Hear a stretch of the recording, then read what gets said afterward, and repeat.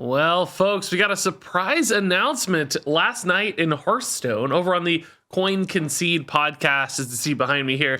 Game director Ben Lee went on there for about an hour to talk through all sorts of things Hearthstone, and some big news came out of that. Number one, Ben Lee is not going to be the game director of Hearthstone anymore. There are going to be new card types coming to Hearthstone, and some other big teasers and sort of retrospectives on Hearthstone lately. So we're going to talk through all of these in a little bit more detail.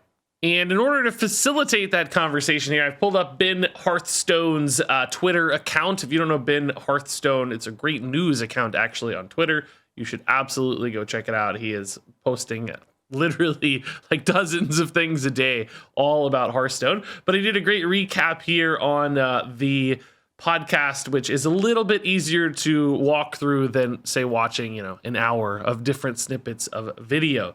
So we're going to go through and break down sort of the key points here, but I'm going to put some links down in the description for both the original podcast if you want to watch it, and also to Ben's Hearthstone, so you can read through these all if you'd like to see the recap in full. So let's start with perhaps the most interesting news of all, which is that the upcoming year will have new card types. Now, I'm assuming that does not mean minion types, but actually means card types. So right now we have minions, we have spells, we have hero cards, and we have weapons. This would indicate there's not just maybe one, but multiple sorts of card types being added to Hearthstone. And it's hard to kind of think of what they could be or where they would live on the game or how they would do certain things. But, what could they be? They could be like other kinds of equipment. Like maybe you equip an amulet around your character's neck. Maybe it's like a mount. We kind of had some mount cards in Hearthstone. Maybe it's like a mount for your hero that like lives somewhere on the board. Maybe it's like a tower, a landmark of some sort that has like a permanent position on the board. I don't know. That's a few terrible ideas. I'm sure that you guys can certainly come up with some more and some cool theories for what this might be. So I look forward to seeing those in the comments. But regardless of what they actually end up being, I think it's really exciting. We've not gotten a new card type since hero cards forever ago, and I think it's important. And if we're getting multiples in a given year, that could really shake up just how the game looks and feels and how it plays. Opens up a lot of design space. This is, to me, a really big development. This is the sort of thing Hearthstone needs to keep evolving and keep feeling fresh, particularly in standard format. So I am beyond pumped to see what not only apparently one card type could be, but actually multiples. And this isn't a typo. I listened to the podcast as well. He very specifically said card types. So what do you think it's going to be? Another interesting hint, and this is sort of a two-parter, is that the core set will have some familiar faces returning. And he said both like old cards that were kind of beloved, but also recognizable characters from the past of Hearthstone that will be coming back as new cards as well. And I thought immediately like the dragon aspects are an example of that. In the last core set, we got new versions of the dragon aspects essentially. And I was like, what could that be? I don't know. I was like thinking like League of Explorers, maybe seeing like Death Knight hero cards actually seemed like a possibility, but we just got a bunch of hero cards, so that doesn't really feel like it. It could be old gods, but we just got old gods in Dark Moon, like, a little over a year ago. So none of those seemed like great fits. So I wasn't totally sure. Maybe undead with like Naxxramas and other stuff in Knights of the Frozen Throne. So you could see like, Kel'Thuzad and sorts of things, and a lot of undead there potentially. Because I think this might also tie into something else you said, which is that the core set is going to be Year of the Blank, as always, of course. And that it sounded like the blank will somehow be connected to this particular familiar faces tidbit. So I was thinking like, oh, maybe Year of the Undead, and it's like Naxxramas people are coming back would be one such example. Or maybe like Year of the Dinosaur, and some people from Unguro are coming back, but I didn't think Unguro had that many particular familiar faces, for instance. But to connect to this might also be tied in.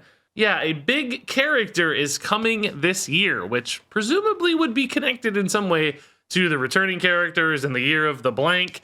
So if it's like Year of the Undead, for instance, maybe it's Lich King. Maybe you need a Lich King to handle all these crazy Scourge characters that are going to be back in the game. That could also mean the introduction of Death Knight as a new class, if that could all connect, because Ixar in the past teased a bigger than normal expansion sometime this year. So you could kind of see maybe Lich King coming back in the winter expansion along with a bunch of undead characters throughout the year, Naxxramas returning. It's all coming together in my brain, but you know, it's just a guess and probably not even a great one. I'm very curious to hear your guesses as well. As far as other like big characters in the Warcraft universe, I think somebody like Sargeras makes some sense. That could be a character that would be big enough to be a big character. There are certainly a handful of others, but those two are kind of the big bad guys of the Warcraft universe in a lot of ways. So they do come to mind for me most readily. And then I guess we'll take a look right here since it's just next door on these notes. Ben Lee is leaving the Hearthstone team. So this was, I think in a lot of ways, this podcast was kind of a way for him to do a retrospective on his time at Hearthstone and some of the achievements that they've made, and a recap with some teases for the future as well for the things he set up over the next year. And Ben is not leaving Blizzard. He's actually going to work on another unannounced project, and it seems to be the one that Peter Whalen and Mike Dene, who were also former Hearthstone designers, and now Alec Dawson and Connor Koo, who had a big hand in early Battlegrounds. They're all going to work on this other project at Blizzard, and it sounds like Ben Lee is going to be the director of some sort kind of over there for that project, which, by the way, that is a super stacked team of just incredible designers, some of the most influential people in cool Hearthstone stuff we've seen, really. And I'm very excited for what that game's going to be. It sounds to me like it would be some sort of roguelite deck builder, because that's what all those people are really good at. Peter Whalen made his own Dream Quest many, many years ago. So that's my guess. Some kind of Slay the Spire style card, maybe set in a universe other than Warcraft. Maybe it's like Diablo themed or even Overwatch themed or something of that sort, right? So that game sounds awesome, by the way, because that's just a superstar set of people working on it. But for Ben Lee in Hearthstone world, I think Ben's actually been a really good game director. You know, we may not have all agreed with everything that happened in the last few years in Hearthstone. Like Mercenaries, for instance, was a pretty big miss for me personally. But overall, a lot of good changes happened in Hearthstone under Ben Lee's leadership, because we got like balance changes happening regularly. If you remember in the past, it would take months for balance changes to happen, and we never ever got card buffs, both of which were implemented under Ben Lee. We also got some cool stuff like duplicate protection happened as well, so that made the economy aspect of Hearthstone a little bit more friendly. A few things I think have gone well in that direction, even though things like Mercenaries, of course, have felt like a backtrack in a lot of ways. But also just new game modes, right? We got new stuff in Hearthstone more than ever before. New things like achievements, rewards track, game modes, all of that happened because Ben Lee like came in and re-energized, it feels like, and inspired a lot of that stuff. So I think he's been really good for the game. I'm curious where we go from here. It sounds like Nathan Lyons Smith might be taking in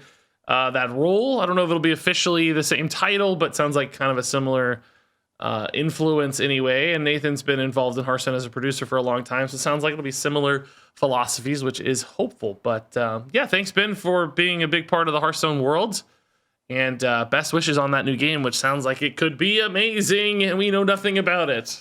So the rest of this I'll cover really quickly. It's not as much news so much as sort of just a recap of how things have been going, but still some interesting tidbits, like for instance Mercenaries Thoughts here.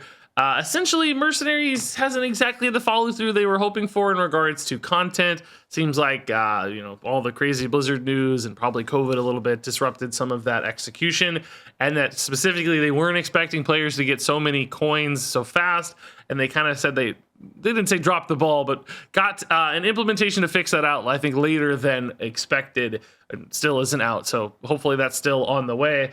But at least acknowledging some of the issues with Mercenaries, that certainly is nice to see, but also mention that it's been a success, that it's made money. They were pretty straightforward about that. It's made some money. It's been successful financially, and still had quite a few players. So, I mean, that's ultimately a good thing. Like, I want the game to succeed. I want game modes to be popular, but I also, I'm discouraged a little bit by the style of Mercenaries monetization and gameplay. So it's not exactly for me or something I would readily recommend.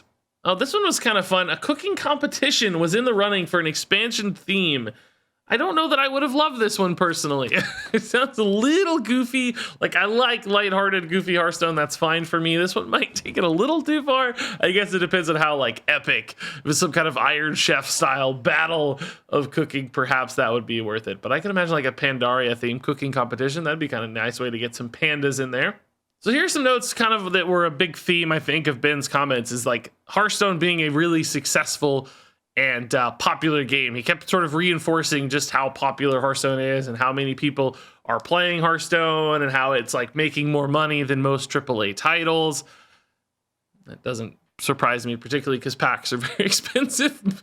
We have to spend hundreds of dollars a year to play this one as opposed to AAA titles.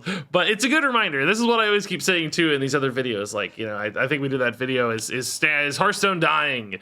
Regis on the decline of standard, right? And we have all this data that points to a decline in Hearthstone, but the takeaway and my big conclusion for that video is Hearthstone dying? No, of course not. It's still obscenely popular, right? It's still very near the top of every chart that you look at. Even for Twitch, it's had a big decline, but it's still in like top 20, 25 games on Twitch, which is, I think, a pretty significant accomplishment. There are still lots of people playing Hearthstone.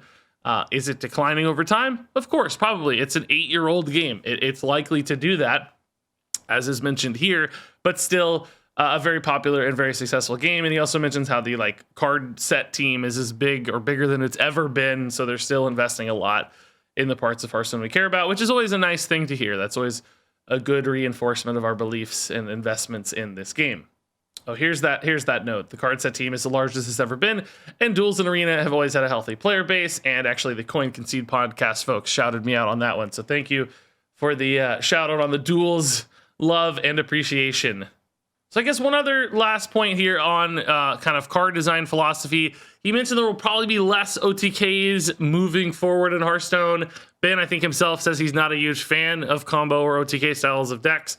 So that's good. Also, in regards to global mana reduction, they like it a little, but they want it to feel fair. And I think they mentioned it has gotten a little out of control on occasion. So maybe dialing that back sounds like a good philosophy change in regards to set design, because I think that's been really frustrating for all of us for quite a while now.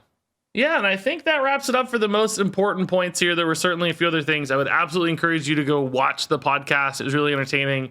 A lot of little things to talk to, and just kind of feeling the passion and energy behind the game is always nice. So I will, again, put a link down there to the Coin Concede podcast below. Also, again, Ben Hearthstone is just like the best Hearthstone news source. He just posts everything every day. So go check out Ben Hearthstone as well. He's got a Patreon as well. I'm a max tier supporter on his Patreon. I would encourage you guys, if you get any value there, to go support smaller Hearthstone content creators as well. All that said, thanks so much for watching. I'm curious to hear your theories and thoughts down there in the comments below. And until next time, game on.